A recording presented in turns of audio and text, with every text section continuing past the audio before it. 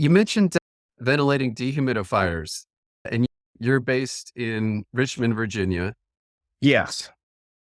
Definitely a good product to know about in a humid region. So, can you tell us a little bit about your experience with that? A lot have never heard of them, don't know what they Yeah. do. And it just blows me away because I love these tools. If you're in Houston or New Orleans or wherever you are, wherever humidity, where Jay's house in Chicago, Oh my it's a great God. tool. Chicago's cold. Yeah, maybe not Chicago, but Well, you got other tools for cold climates. But tell Yes. us a little bit about your experience.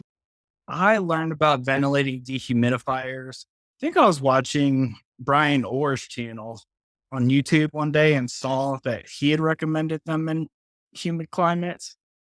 I know that we regularly recommend dehumidifiers in general all summer just because a lot of homes can't keep up with the outdoor humidity that's infiltrating into homes at times, or people's activities in the home that's trapping all that moisture inside. If you're taking like a 2-hour shower each day and cooking, indoor exercise, things like that, in the tighter homes, it's not escaping very easily. And if they're not maintaining their HVAC equipment and the coils are getting dirty and losing their dehumidification capacity.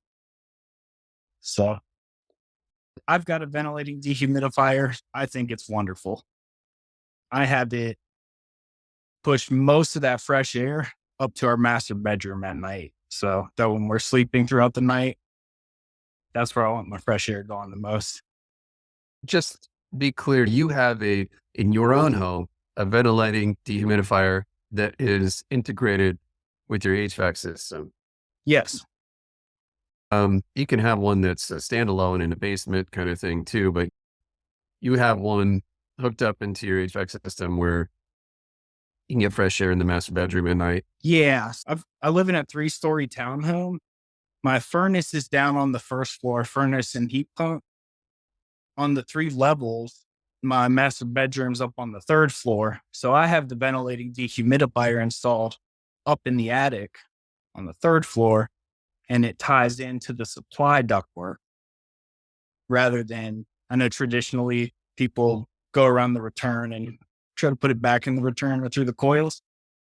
I'll bring it in at the supply ductwork, which only feeds the upstairs at that point.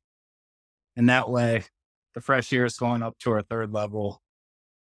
And from there, that's where we're breathing, spending most of our time. that's a custom design. I did it specifically that way for me and for my wife, just because that's where we have more of the confined areas. Or we have our little returns in each bedroom and a couple supply banks. And it's funny because I immediately noticed after installing the ventilating dehumidifier how much different it feels in the morning when I wake up. My wife, she was like, I don't understand what CO2 is, or how do you know it's high? When we go and we drive 4 hours down to the Outer Banks and we get tired on the way and we roll the windows down and we wake back up, that means the CO2 is high in the car. And that's tying back to one of your earlier questions. How do I not get too technical with customers? I try to use examples like that. You've been on an airplane or in the car, you got tired after a while, probably because the CO2 levels in there were higher. So then they can tie that feeling to the elevated reading on their report. Nice. So now you have this ventilation going into your room. Do you notice it's a nicer environment when you wake up, or do you feel better? Yeah. Okay.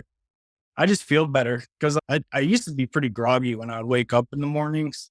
3-story home, undersized system. My wife and I breathing in the same room all night. I was starting to feel a little bit of fatigue, and I shouldn't at 10 in the morning. So I was to say, I think, and I don't always want to pop a window open. I'd rather have that air be getting filtered.